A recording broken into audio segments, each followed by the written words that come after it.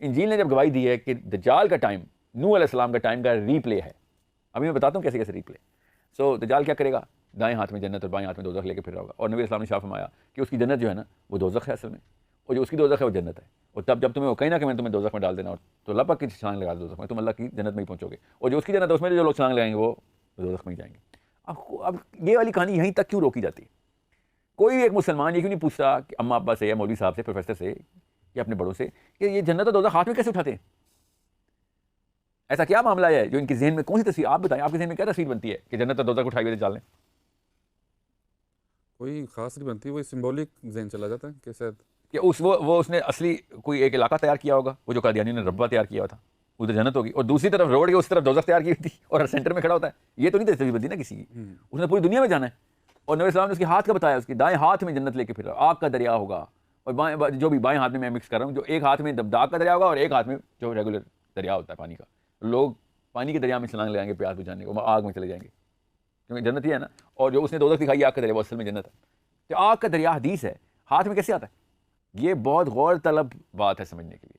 समझ लें ये सिंबल है, तो फिर हमें दुनिया में कोई जगह पर अलॉट करनी पड़ेगी ना दोज़ख और जन्नत के लिए, कि ये तो दज्जाल के लिए तो सिंबल था, मगर उसने दुनिया में कोई बनाई थी जगह, तो सिंबॉलिक तो नहीं हो सकता है, कहीं ना कहीं तो उसको बनानी पड़ेगी जन्नत और दोज़ख। अब असल में भी वो दाएं हाथ में जन्नत और बाएं हाथ में दोज़ख लेके फिर रहा है। ये इसलिए मैं आपको बता रहा हूँ, नूह अलैहिस्सलाम ने पूरी दुनिया के जानवर इकट्ठे किए हैं, और नूह अलैहिस्सलाम के ऊपर बहुत ज़रूरी है कि आपको पता हो कि देयर समथिंग एल्स, एक और वाक़या है जो कि कुरान में लिखा हुआ है, जो कि मुसलमान डिस्कशन में नहीं लेके आते। अब मैं वो आपसे पूछता हूँ, आपके सामने टेस्टिंग हो जाएगी, और मुसलमान के दिमाग का और नफ्सियात का टेस्ट है। ये बताएं, आपको ये पता है ना कि नूह अलैहिस्सलाम की उम्र कितनी है? नो, ये किसी को भी नहीं पता कि नूह अलैहिस्सलाम की उम्र कितनी। बस कुरान में ये आया था कि उन्होंने 950 साल तबलीग की, तो 950 साल से लंबी उम्र है उनकी, ठीक है।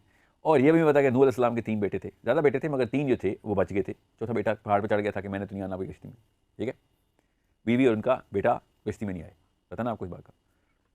बेटा था या पोता था? पोता था या उसका भी पोता था? पोता था, उसका भी फकड़ पोता था? नहीं, बेटा था ना। ये हम सबको पता है, कुरान ने बताया इसलिए पता है।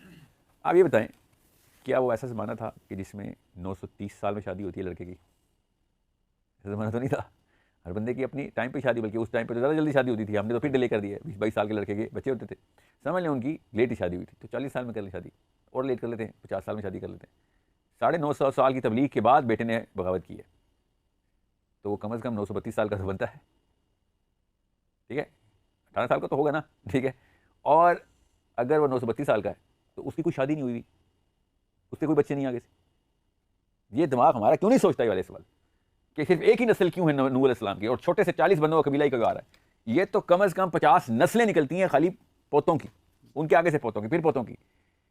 एक कबीले एक नस्ल के ऊपर छोड़े, अभी हॉरिजॉन्टल स्ट्रेच छोड़े, वर्टिकल स्ट्रेच ही 950 साल की तबलीग में 54 नस्लें निकलती हैं। अगर 30 साल में एक बंदा शादी करता है और उसका बच्चा पैदा होता है, फिर वो 30 साल का होता है बच्चा, फिर वो शादी करता है, फिर उसका बच्चा, 54 जनरेशन लीनियर वर्टिकल आती है। ये वाली बात क्यों नहीं सोचता मुसलमान कि नूह अलैहिस्सलाम ने 950 साल तबलीग किया और एक ही नस्ल के बेटे हैं? इसका मतलब है टाइम का कॉन्सेप्ट कुछ और है उस वक्त, और टाइम का कॉन्सेप्ट कुछ और होना इसलिए भी ज़रूरी है बिकॉज ये वाली डिमेंशन जिसमें हम टाइम देख रहे हैं, उस डिमेंशन के अंदर ये सारा मामला नहीं हो रहा, और इस वजह से ही आपको एक्सप्लेनेशन में आसानी होगी। पूरे जानवर इकट्ठे करने के लिए जो वक्त दरकार है, जो रिसोर्स दरकार है, वो इस डिमेंशन की रिसोर्स नहीं है। ये काम दज्जाल जब कर रहा है तो हमारा कोई ना कोई इमेजरी बन रही है।